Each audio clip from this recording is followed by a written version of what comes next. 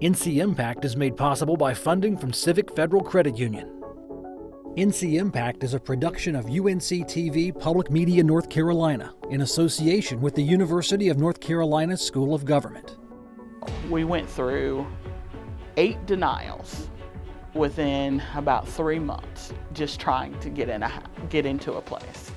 More than 500 people are homeless on any given night in Asheville. How the idea of Housing First is helping this community end the cycle of homelessness. I'm Anita Braun-Graham. Welcome to NC Impact. This week, we're looking at the issue of homelessness and how communities are working to provide housing for those who need it. Joining us are Deronda Metz with the Salvation Army Center of Hope Shelter and Ryan Furman, Executive Director of Families Moving Forward. Before we go to our wonderful on-the-ground expert panelists, let's look at the issue.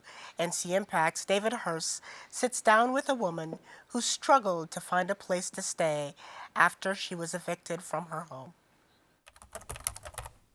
As a single mother, Donna Carrington's life turned upside down when she lost her job and became homeless. 3 of my children had mental health issues, and so getting my bearings in the world, trying to figure out how do you hold a job with all of that going on, but also thinking about, being a single parent and not having any familial connections. Carrington became homeless after an eviction, leaving her alone and handling the finances and personal affairs for her and her family. She also couldn't find a home because the eviction was now on her record. There's a landlord network. They know each other. They know you've had an eviction. So getting someone to take a chance on me was another obstacle. We went through 8 denials within about 3 months, just trying to get into a place. Carrington eventually found an understanding landlord who agreed to rent out an apartment. Carrington was so desperate, she signed without even seeing the home. My support circle was like, she hasn't even seen this. We need to do something. So they went in that morning and they decorated. And I was never a person that did things like put stuff on walls, have curtains, because nothing ever seemed permanent. And this was the first time that something actually felt permanent. Homelessness has been with us for such a long time now. Ryan Alexander with the North Carolina Coalition to End Homelessness says those like Carrington often struggle with places to stay because there's a lack of affordable housing. We've been doing a really great job, I think, across the state of moving people into housing. But in areas where we have low vacancy rates for rental housing, people are getting stuck. Today, Carrington is executive director of the Community Empowerment Fund and brings her own experience to the table by helping others who are experiencing homelessness for the first time. Most of the people that I work with personally always have a housewarming gift that I give to them because this is now their space to do what they can and do what they want with. And so I want them to understand that someone cares.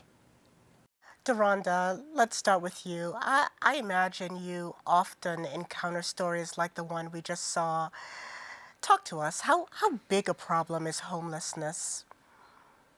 Yeah, so homelessness is a growing issue across the state, across the country. We do a point in time count, and it's just a snapshot of a point in time. So really misses the broader picture of it. We're seeing in family homelessness and in homeless around single people that people are having more of a tough time just trying to find an affordable place to live. So on the front end, we see people that are getting evicted because they can't afford to pay rent. Unfortunately, once somebody falls into homelessness, sometimes it may not be that simple to get out. And we also, too, use Housing First. So the neat thing is that we are able to get people out into housing. We could even be doing it more if we could find more affordable units. So it is a growing challenge for our community across the spectrum, from family homelessness, single individuals, people that are senior citizens. So this issue is impacting our community with every population. So you talked about not being able to find enough units. And so obviously one of the structural causes of homelessness is that there just isn't enough affordable housing. What are some of the other structural or systemic factors that contribute to this issue? Yeah, I think about the criminal justice system, and that's not to say, don't get me wrong, that everybody that's homeless have a criminal record, but we do see a relationship between people that have had a challenge in the criminal justice system with getting a job and being able to get out of homelessness. That's one issue. The other challenge that we see, and one of the things that I've been doing this work for a long time, is sort of that whole generational homelessness, right? That whole not being able to get out of poverty is a huge issue. We did a study here in Charlotte, Mecklenburg that showed that, and unfortunately, nothing to brag on, we're like the 50th state in the country that have a huge issue with people being able to reach economic mobility. So there are issues of poverty. Now, the other thing too, when it comes to homelessness, so sometimes just because somebody lives in poverty does not mean that they will become homeless. But one of the predictors that we did find is that people that experience childhood homelessness, there was a relationship between experiencing adult homelessness. That's interesting. So let me turn to you, Ryan. Our state faces a severe affordable housing crisis, making it difficult for many to find a home. How did we get here? I think this is a crisis that's multiple decades in the making.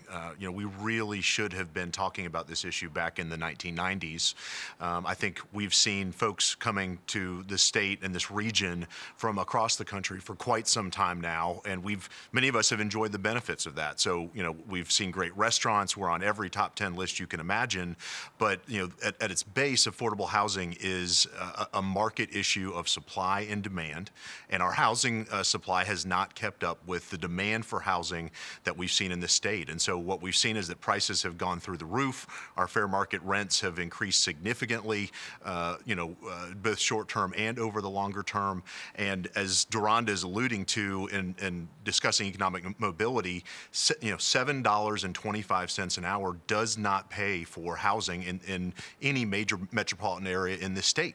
So, when you see people holding signs about fighting for $15 an hour is really much closer to what folks need to earn on a full-time job to be able to afford housing based on fair market rents across the state. So this is not just then about the physical structures, this is also about the labor market structure. Absolutely, the labor market plays into this. Many of the families that we serve at Families Moving Forward are single female heads of household. So there is not a second partner that's bringing in, a second source of income, second, full-time job. So when you're a single mother and you've got, one job and you've got a childcare voucher, you can't work, 80 hours at $7.25 an hour. You can work 40 hours. That's what your voucher pays for. And when you look at 40 hours a week at minimum wage in the state, that's about $1,000 a month. Our fair market rent for a two-bedroom right now in Durham is about $950 a month. So at a basic level, the numbers don't work. So let me turn to COVID for a moment. Ryan, how has COVID affected homelessness? It's been, impacting the homeless sector in a variety of ways. I tend to think of the economy as a barometer for what's happening in our homeless population. And so, we're in a very difficult economy right now. We've seen many folks that have lost jobs, entire sectors that have been devastated. So I think, food service and hospitality, many times the folks that work in those jobs are low wage earners. Many of them are female, many are people of color. When the economy goes south, we see an increase in demand for services in the homeless population. So, we have been lucky, at least in Durham, we haven't seen a huge spike yet. I personally believe that the eviction moratoriums, currently there's a CDC eviction moratorium, has been very helpful, but my understanding is that eviction moratorium will likely end on December 31st. So, we're very concerned about a spike in evictions with the new year and a significant significant increase in demand for services. The other piece that I'd say, because I work at a shelter, many shelters that are congregant, so think open spaces with bunk beds, because of physical distancing requirements, many of those shelters are well below their traditional capacity, and many of these organizations have been forced to either move folks into hotels or run a dual site model. And what I would say as someone that runs a shelter, that's very challenging in and of itself. To run a dual site model is even more challenging, especially when you're worried about staff and outbreaks among the guests that you serve. So we have seen, at least at Families Moving Forward, a higher percentage of folks turn down a shelter referral, and we think that's because folks are afraid to be in a residential environment during the pandemic. We have actually provided information to our coordinated intake system in Durham, outlining the precautions that we're taking. At least at Families Moving Forward, everyone has their own room. Other precautions that we're taking just to try to make sure that we're on top of the virus. But it has been leading to an increase in demand, and we're afraid that we haven't seen the worst of it yet. Right, and that your ability to handle an increase is going to be compromised. So, as we've heard from our panelists, wow, this is a complex issue, very complex issue. But there are some innovative solutions out there. NC Impact's David Hurst introduced us to Homeward Bound, an organization that works to end homelessness in Asheville.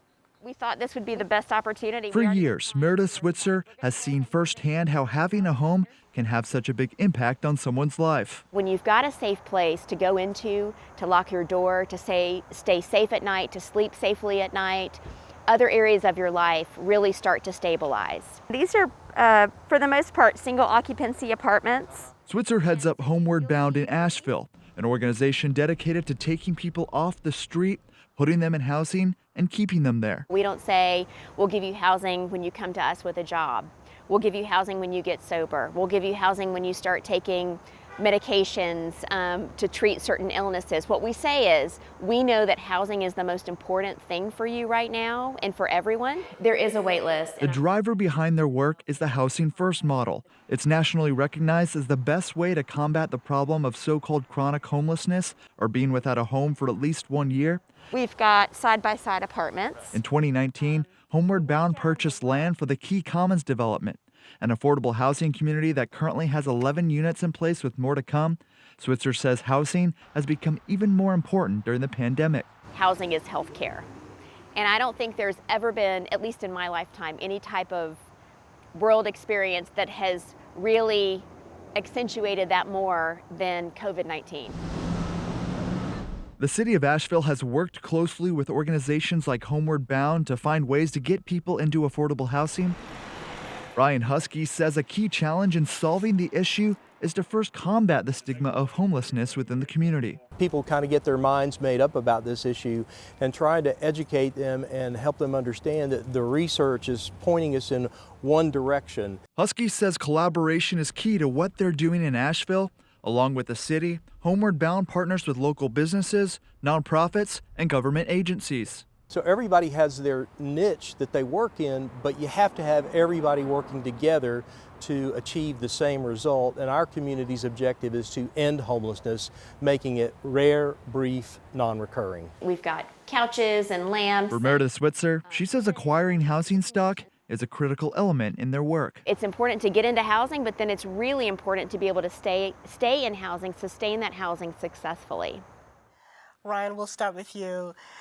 I'm fascinated by this Housing First model featured in the story. Can you explain a little bit more about what is Housing First and how does it work? Yeah. So, the essence of Housing First is that really, everyone is ready for permanent housing right now, and that permanent housing has a positive impact on a variety of different domains that affect folks. So, think physical health, think mental health, think employment, think children, think educational attainment, or, scores in school for children. It's really kind of the counterpoint to an ideology that dates back to the 1990s of a readiness model. And the thinking with the readiness model is that you needed to be on top of your health conditions, you needed to have your mental health stable, you needed to have a job, then you were ready for housing. And I think we talked a little about race in this segment, and I think many times that readiness approach was folks in positions of power at nonprofit organizations that were white folks telling black folks you're not ready to be housed. housed. What I've said to my staff, and I've said, in our community before, if you don't think someone's ready for housing, you're basically saying implicitly that they deserve to be homeless. And no one deserves to be homeless in this country. So, I think what HUD has seen from the Housing First data, we want lengths of stay in shelter to be incredibly short, ideally 90 days or less, get folks into permanent housing, support them with services in that housing, and then withdraw those services as folks can move toward independence and self-sufficiency. The outcomes have been significantly better than the traditional readiness approach, and it's really been, big picture view has helped us direct money more into permanent housing interventions than short-term shelter interventions where, folks continue to be homeless and, in a subsistence type lifestyle. So, Deronda, I want to bring you into this conversation because we saw in the last story a really strong partnership between the city of Asheville and Homeward Bound. How crucial are these kinds of collaborations to overcoming homelessness? Yeah, so it's crucial. And I like to say in Mecklenburg County, we have a significant partnership with our city and county. And they are also our funder. So now I refer to them as a partner because we're in it together. So yes, we're a nonprofit, but we all work together, right, for a common good. And it's important. So we are really, really a big Housing First entity as well and do rapid rehousing on a large scale here in Mecklenburg County. And we do it, the support services is paid for by our county. So for every 20 households we have in housing, our county gives us a social worker. Now we've been able to show impact, and that's the key. That's the key. So we don't just spend money on case management and don't see results. Our results are not the 89%, but they are in the high 70s. But the case, let me tell you, during this pandemic, we have maybe 120 households in housing subsidies, Housing First, and they have social work services. I am amazed at how many of our families are, one, still working in an economy that you may not even have any control over, but are still maintaining. And I know that a lot of that has to do with the support services that are in place. So I think us working together is key, and not it's a nonprofit. No, it's the city and county. No, it is what Ryan talked about. It's that private, it's that public partnership that makes it work well. It's a very helpful conversation. At the top of the hour, we spent a lot of time talking about connecting the dots, and it in some ways felt overwhelming to think about all of the issues that may be at play. And clearly no one organization can possibly respond to all of those issues. But it does seem as though both of you are in the business of brokering resources from other organizations in ways that provide comprehensive support for the families you serve. Kudos to you. Thank you. Finding stable housing has the power to positively transform someone's life. NC Impact's David Hurst visits with a couple who found a home after being homeless for months. Yes, and I thank her mother for With no home and nowhere to go, Melody Ward and James Swan found themselves earlier this year having to camp in the woods. We had our tent broken into and didn't realize that there was a spider had gotten in there. I got bit on the top of the head, and I ended up having to go to the hospital. The couple says it was hard without a network of support or any services to rely on. Then they found Homeward Bound, an organization that helped them begin again. We had been homeless here in Asheville for quite a while, so when we got the call, we were hurried down here, and this has been a godsend. Homeward Bound has 60 rooms here at a Red Roof Inn in West Asheville. Those who are homeless can stay here until they're able to transition to affordable housing. For Melody and James, it's a welcome change to their lives, which were at one time all about simply surviving. Having to get up at 2-degree weather in the morning, the tent, you can keep warm in there, but it's going to get cold. You got to get up and get out of the tent. We get massive donations of coffee. Homeward Bound also has the A Hope Day Center to help those like Melody and James with the transition.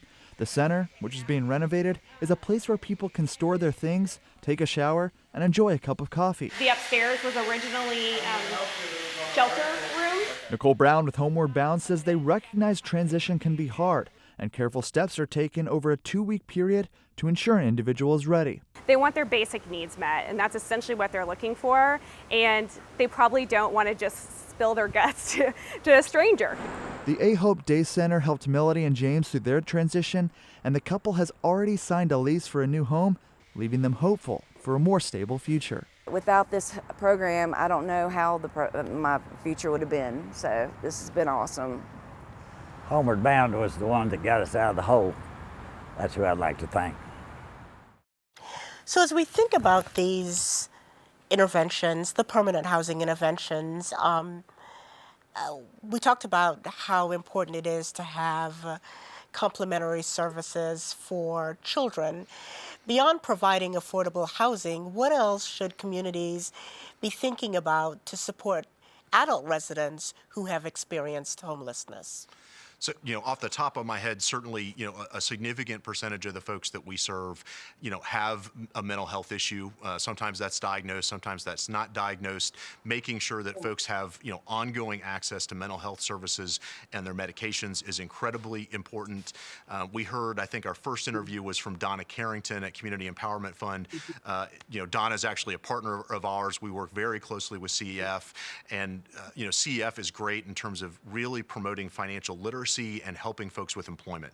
So that employment piece is absolutely essential, and that most folks that enter permanent housing through rapid rehousing programs, that's front-loaded rental utility assistance and services that's gradually withdrawn. Folks really need to be able to eventually pay that rent on their own for rapid rehousing to work. And so, you might not have a job when you go into permanent housing, but it's incredibly important that you get that job as quickly as possible. And ideally, this is a job that pays a living wage that can help you really afford your rent, once that subsidy is withdrawn. Brian, let me switch gears with you, if I might. 44% of Buncombe County's homeless population are veterans, compared to 7% nationwide. What unique challenges do veterans face that make them more likely to experience homelessness than the general population? I think that one of the things we say to folks that have served or are serving is, thank you for your service. And the reason we have that appreciation is because that service is not only difficult, it's dangerous. I suspect, and many of the things that we see were related to our veteran population in Durham, and we have a sizable veteran population because we have a VA hospital in Durham, is these folks many times have been adversely impacted by their service. And whether that's a physical disability from, an IED in Iraq, or, a mental health issue like PTSD, or, trauma from their service, we've seen that those, disabling conditions, whether they're permanent or temporary, can be a very real barrier. And so, if you think about, someone that's had an adverse experience in combat, many times those folks don't want to be in a congregate facility surrounded by other folks.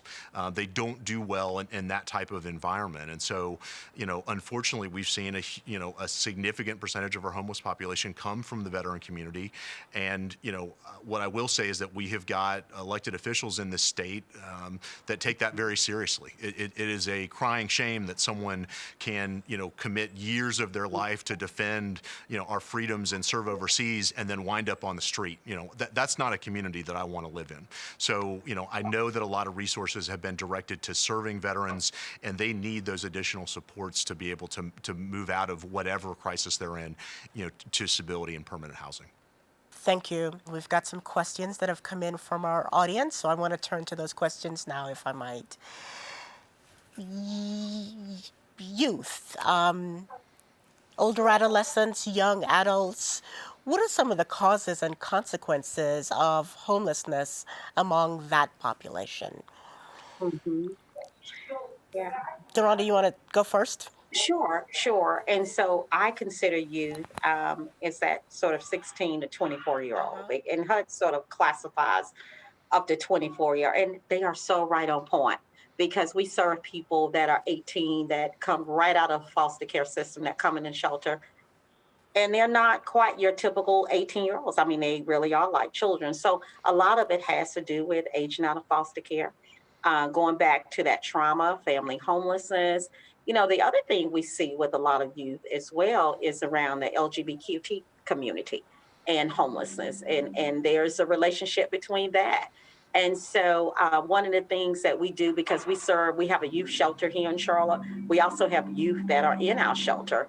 And so we want to make sure that we have them connected to some services that they need to support them, because one size don't fit all.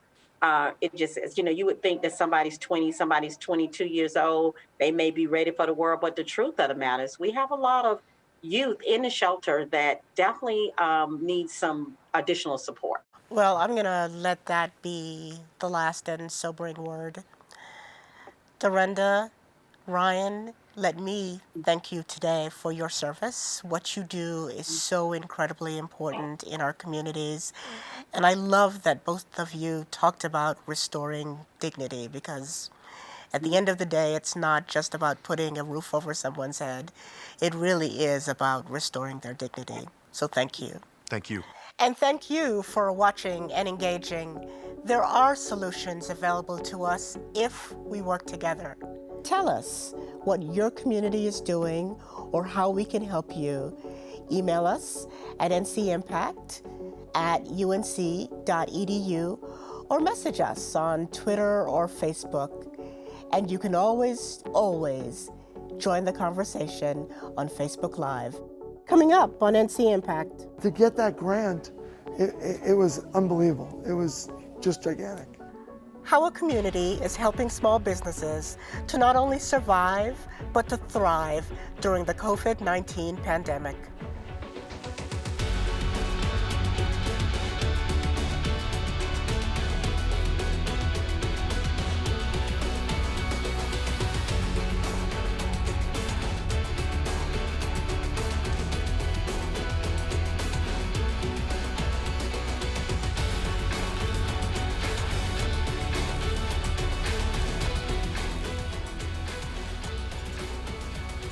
NC Impact is made possible by funding from Civic Federal Credit Union.